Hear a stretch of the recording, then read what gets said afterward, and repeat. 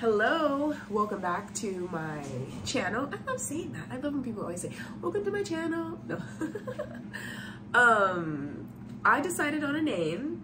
So my program is called Fear Fighter because anxiety is a lot of fear, worry that we deal with all the time. So since Fear Fighter was already taken for YouTube, it's gonna be Fighting Fear with Dr. Chandra Smallwood, because that's what we're gonna do here. We're gonna fight fear every way we can. I'm fighting fear every day, every day. The fact that I'm even on social media or on the internet at all, like talking about myself and, I don't know, displaying my knowledge or my life experiences is beyond me, because a couple years ago I would not have done this.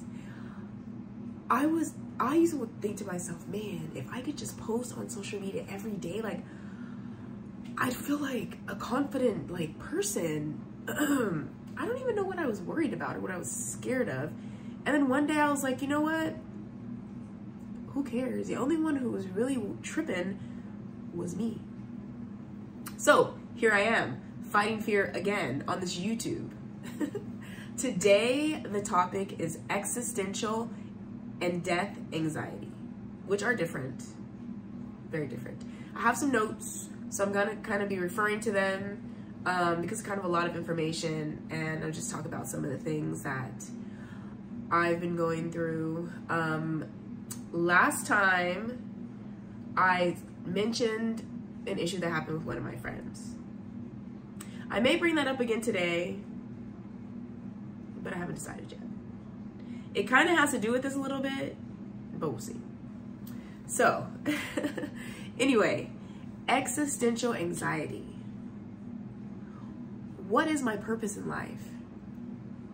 How many times have you thought about that? What's your purpose in life? Do you feel like you have a purpose? Do you feel like your purpose has passed? Is it in the future? Are you living in your purpose? Like, many people are in all sorts of different realms about what that means. So that's basically what existential anxiety is. Questioning my purpose in life. Because we are born into a world of the unknown. Like they say, our parents were not given instructions. We were not given instructions on what we were supposed to do. We go through life and we have little feelings, like little signs that tell us things about where we may, where we're supposed to go potentially or could go. I felt like I had a big existential anxiety moment kind of at the end of my working for CVS, the community pharmacy. Now, I did not like CVS or anything like that. I actually really liked CVS, but I had been a manager for 6 years, and by then I was questioning, like, is this my life? Is this my pharmacy life? Is this it? Like forever? Like forever and ever? Like, this can't be it. So I started to really just question, like, what am I doing? Like, am I happy? Am I helping people? Is this my purpose? Is my purpose to be here? Maybe someone walk into the pharmacy and almost die and I'm here to help them. Maybe I've saved lives with, by talking to people about different things, or people come in with all sorts of ailments and super high blood pressure and high blood sugars and, don't believe what their doctor says. And then, I was working in South Central, so I had a more of a Black Hispanic population, and, they can talk to me because I'm also Black. Maybe that was my purpose. I don't know. But that's what we're here to find out. But let's talk about it first. So, some causes of existential anxiety: divorce, breakup, loss through death, even temporary things such as arguments, just an argument. Like, sometimes you just have an argument with someone and it goes wrong. It's kind of like with me and my friend. Like, we had an argument and it just went way left, and now I guess we're not friends anymore, and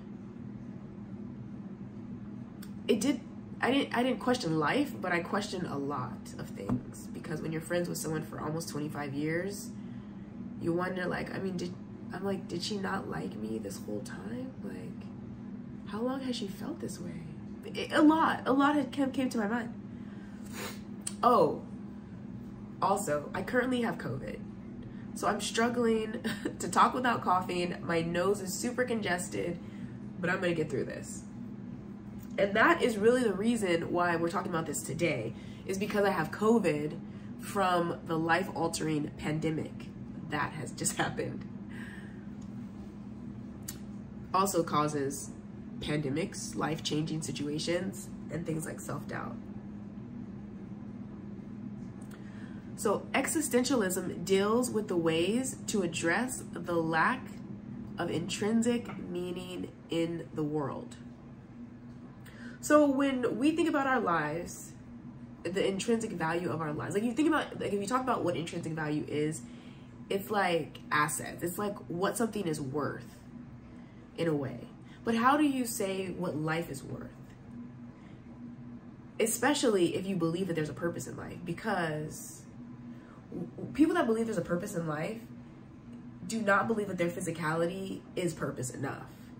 They believe that they're here to do something, to have an experience, to make a difference, to make a change, to do something that potentially puts them in history books. Not just the fact of us just being, right?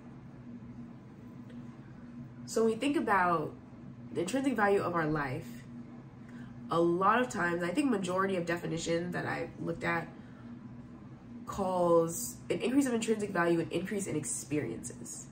So we're here to have experiences, and we really base our value on those experiences, our value of our life, our value in other people's lives, our value of other people's lives, right? You know, what have they accomplished? Where have they been? How many years of school did they have? If they didn't have any schooling, how they went from 0 to millions. What were their experiences?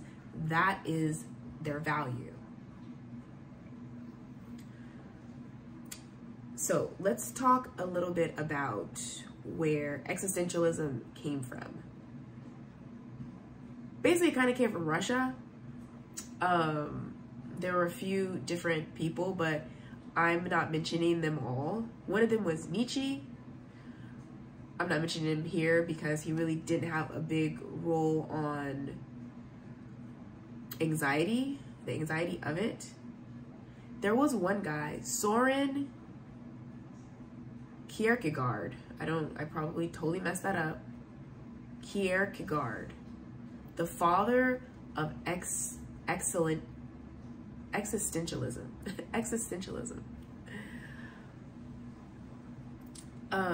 He thought that despair was the key to human experience, and that anxiety was a sign of our freedom.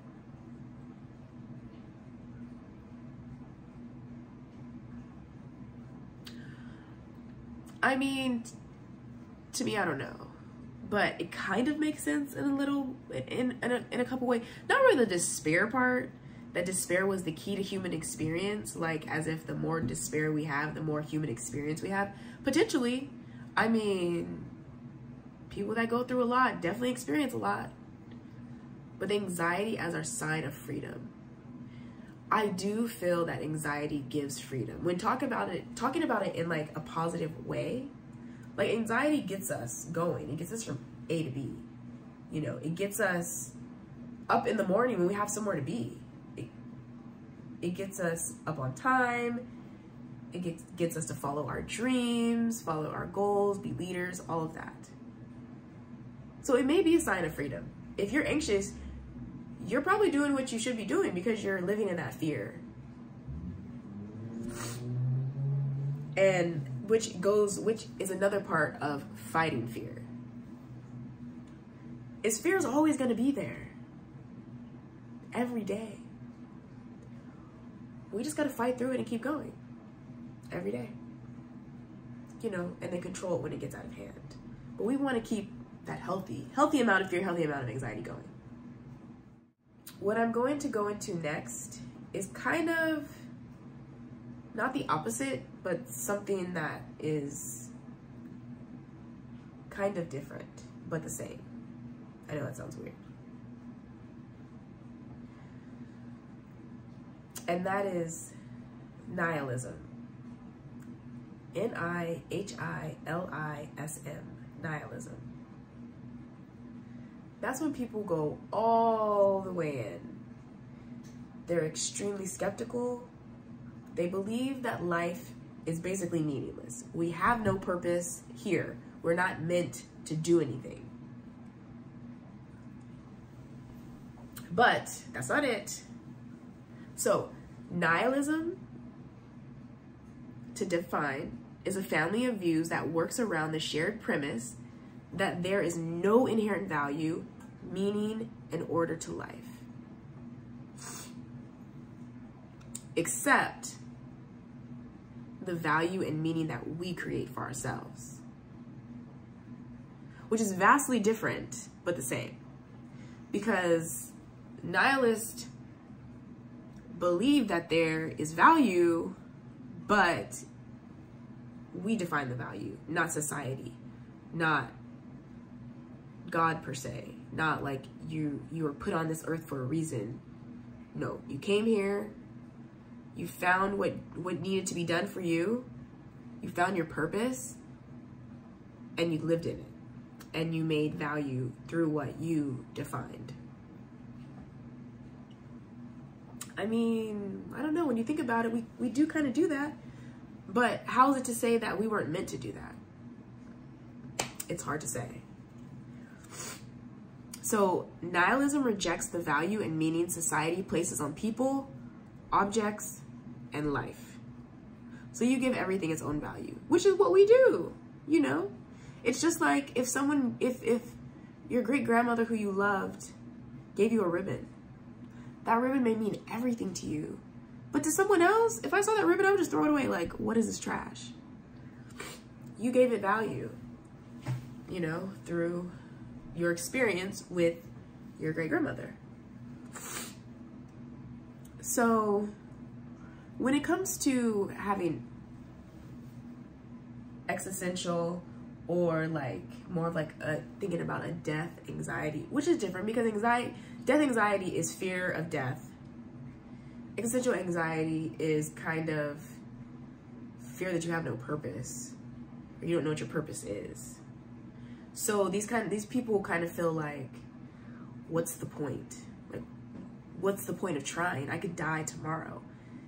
I could die at any point. And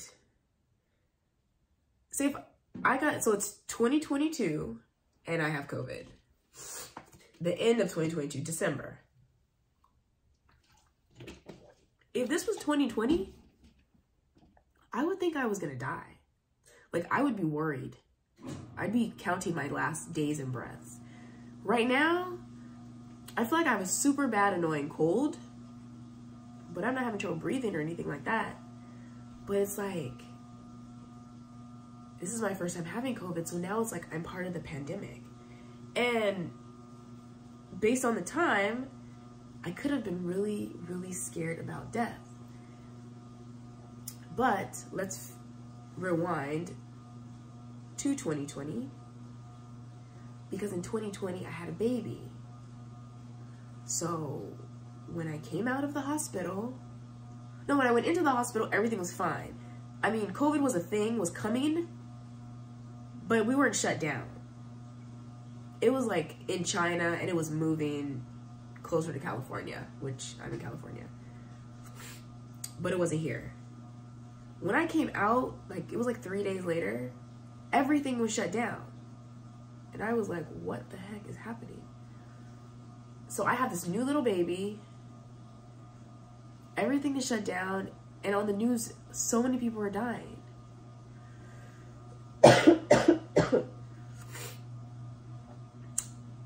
I had a lot of death anxiety at this time, for me and for my baby and for my parents, because I needed their help, and they came to help me, and they would go and run errands, and I was nervous because they're over 65 and my baby was a couple of days old.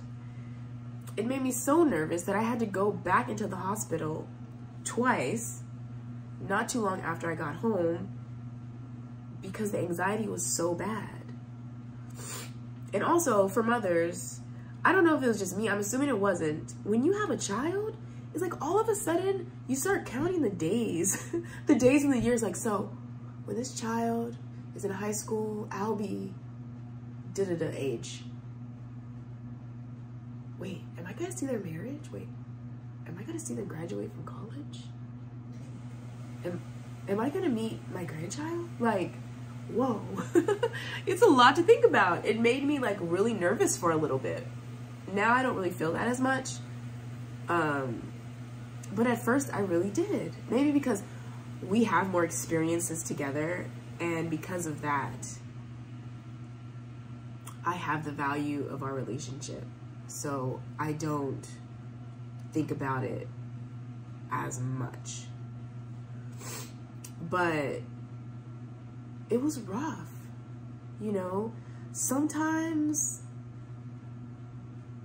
we just feel like we could just die. Like, there was also a time, which was actually funny because it was before the baby, I would get really nervous in the house. And I would always like wake up in the middle of the night and check the house and make sure like no one broke in or anything like that. There's security gates all around like the windows and stuff, except the front now. They were taken out, but there's still secure windows. And I have cameras and security system and a dog now. But so now I feel more like at peace when I'm here. But there was a time when I was so nervous all the time. I thought I may not make it through the night. And you know, I know that we all kind of feel like that at some point, maybe once or twice. It doesn't really last, but it happens and it's rough. So I want to talk about some things that we can think about when we feel this way. When we feel like, when something bad happens and we don't have purpose. It's like when you get out of a relationship or get out of a marriage. I mean, I've never been married, but I've gotten out of relationships and you feel like, I mean, especially if you're not the one that is gung-ho about leaving, you feel so like hopeless for a moment. Like, I don't want to get out of bed. I don't want to go anywhere. I don't want to meet anyone. All I want to do is sit down and cry or sleep or eat. And that's when we start getting into habits like that. Like, we don't care anymore. I don't care if I gain 100 pounds because the person that I love is no longer with me anyway. So let's talk about some ways of thinking. One way that can help us is accepting these thoughts as a natural part of life, because they are. And we're all together in this. I mean, there's always outliers, people who probably have never felt this way, but the majority of people have. And you're not alone if you have. And if you need someone to talk to, I'm pretty sure if you talk to almost anyone, you guys would have a meaningful conversation because you've both been like, yeah, I've been there. I've been there.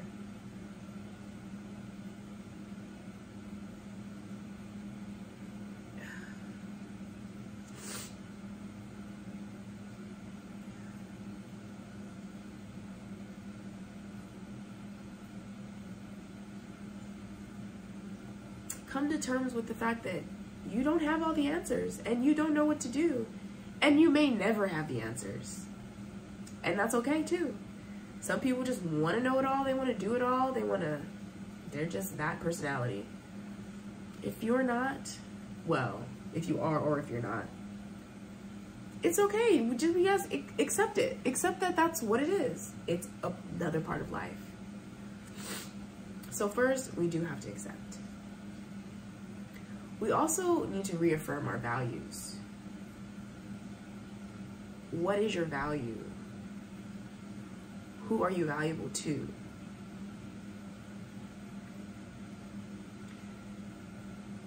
What defines you?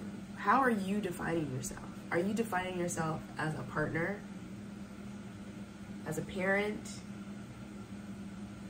as for me, a pharmacist, an anxiety coach, how are you defining yourself? And is it how well you're doing at that definition that's giving you value? Because you may have to change that, you know, that definition. And that makes me think about the thing that happened with my friend also. I mean, she obviously no longer saw value in this relationship. She no longer saw value in her being that friend. Or maybe she thought I didn't see value in it. And she thought, well, if she doesn't see value in it, then I don't see value in it. So she defined that role, you know, as, I don't know, not good friends, no longer being friends. And it happens. If you feel like you have not fulfilled your life's purpose, be careful about just floating adrift, just floating through life with nothing. Nothing to get, I mean, not nothing, but no goals or things that make you happy or positive ways to add value. Unless you're a nihilist, well, the same also, because you create your own value, which I think is awesome. Creating your own value is awesome. Believing that God has a purpose for you is also awesome. I believe in both. I believe I'm here for a reason, and I feel like the things that have happened in my life are just not by coincidence or just mere circumstance. So I believe in both.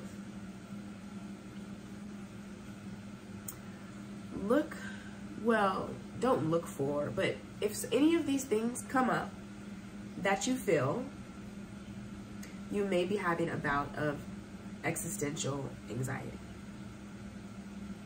So I'm going to list them out. You can write them down or make a note. And if you ever think back to this list, think to yourself, okay, I might be going through something, you know, let me seek help or a book or something, or just let me write this out, think about it. So, a few triggers. Feeling as if you've reached a standstill. Life transitions, particularly unwanted ones, such as pandemics. If you're feeling a certain type of way about something that has happened, help. Traumatic or life-altering experiences. A large-scale crisis. So far, pandemic fits in basically all these categories. So, I'm pretty sure a lot of us have dealt with this recently, or at least in the last couple of years. A shift in your identity.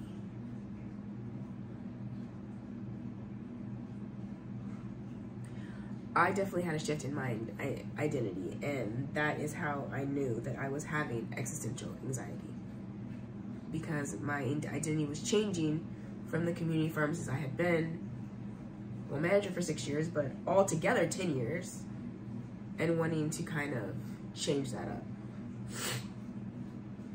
And also loss of a loved one. That's hard for any and everybody. So if these things happen on this list,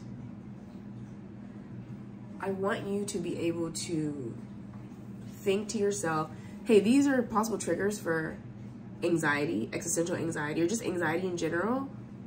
Let me do what is necessary to help myself.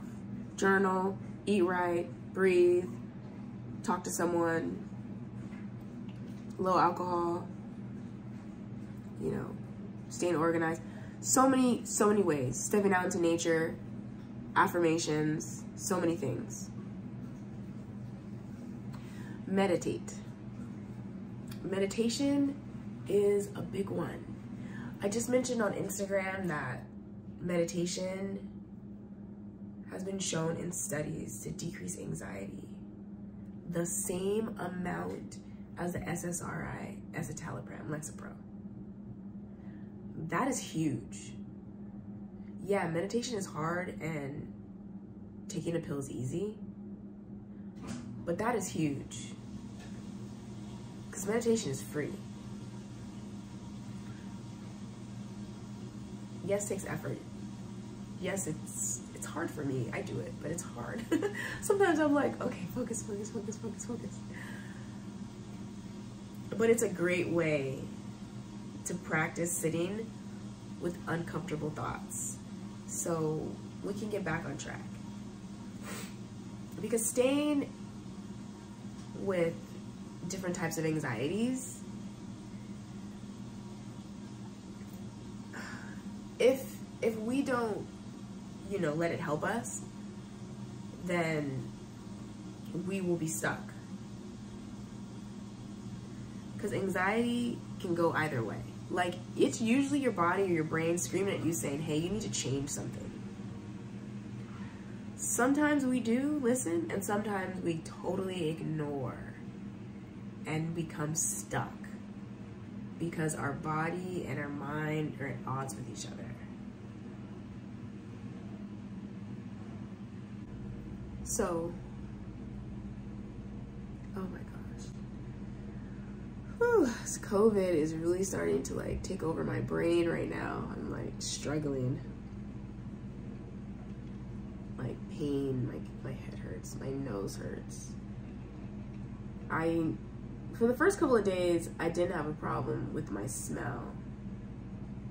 Now I can't really smell anything. And it's kind of rough. I just need to sit in the shower for a long time.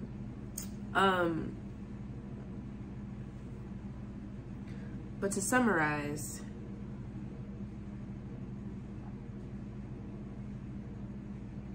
it's okay to question your purpose in life. It's okay to not know.